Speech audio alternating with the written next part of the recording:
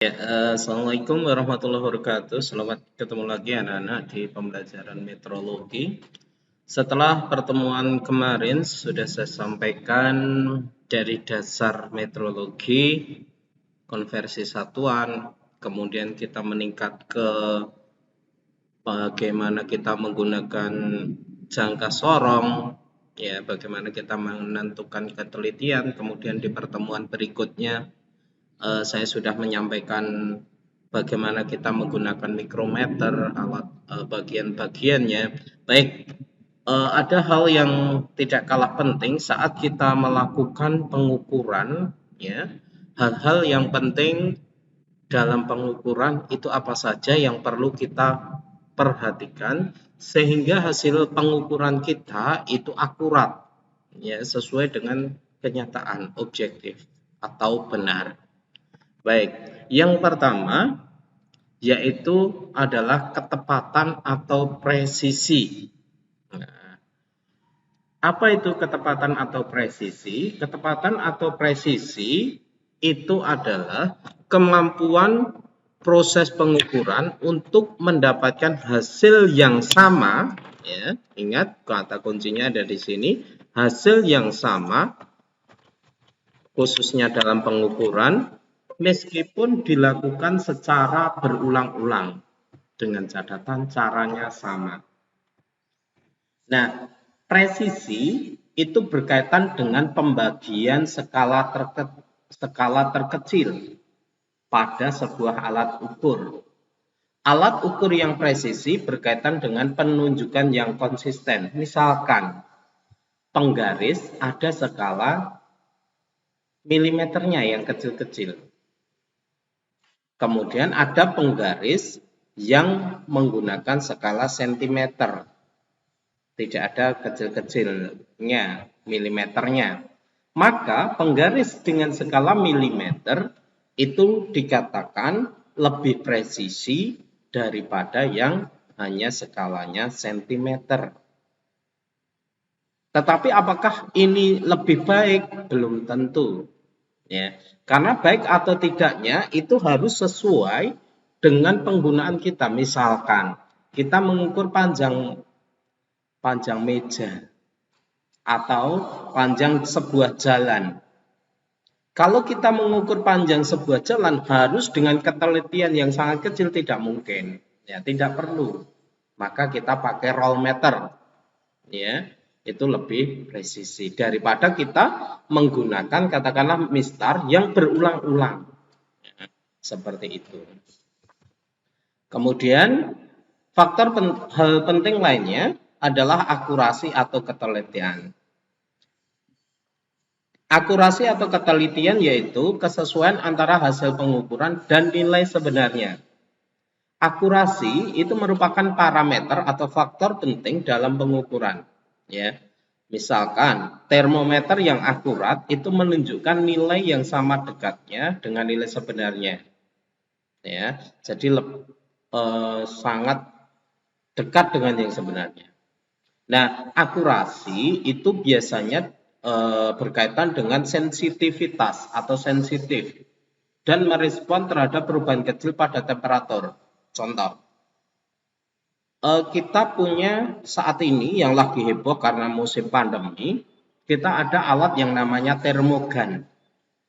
Termogan saat kita gunakan, ya, saat kita gunakan untuk mengukur, dia bisa menunjukkan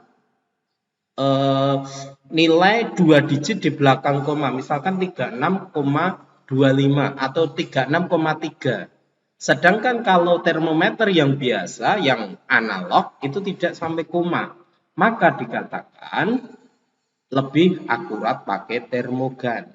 Seperti itu. Tetapi kalau kita menghadapkan pada misalkan pengen mengukur suhu air, nah itu ya tidak harus menggunakan termogan. Nah, kita lihat, kita bedakan secara lebih rinci akurasi sama presisi. Ya, misal kita mengukur sebuah kayu. Ya, kayu itu kita tidak harus sampai milimeter.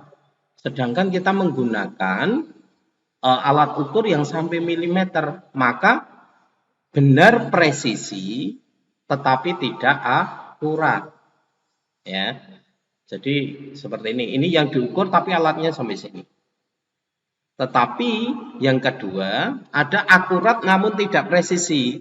Jadi celahnya di sini masih ada. Nah, di sini biasanya kita memperkirakan separuhnya karena di sini hampir separuh dengan sini.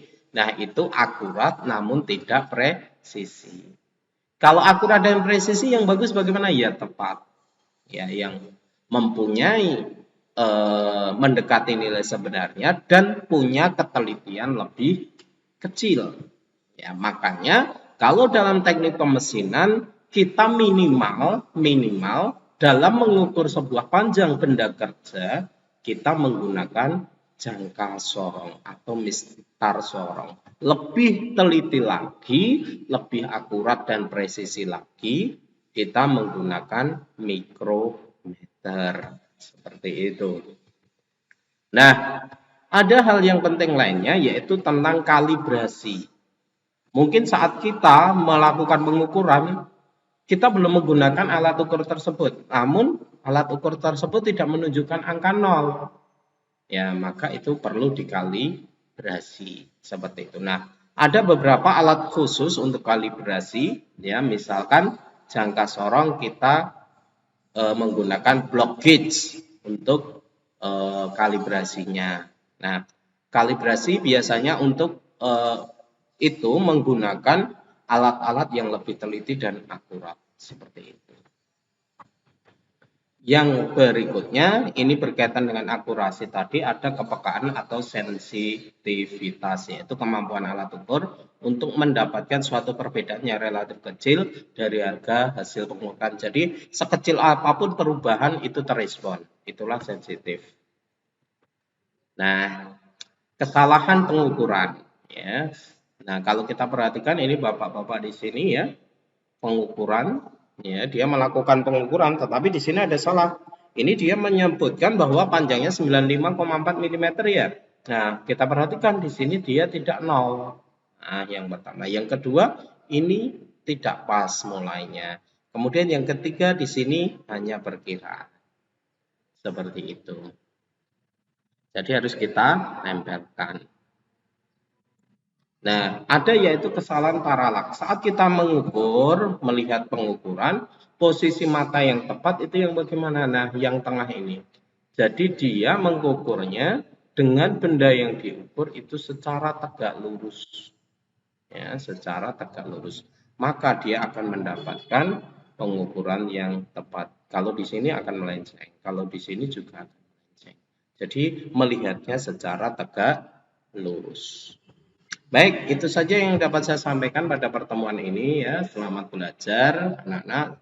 Jaga kesehatan selalu. Oh ya, jangan lupa yang kemarin belum mengikuti pembelajaran silahkan mengikuti. Saya akhiri. Assalamualaikum warahmatullahi wabarakatuh.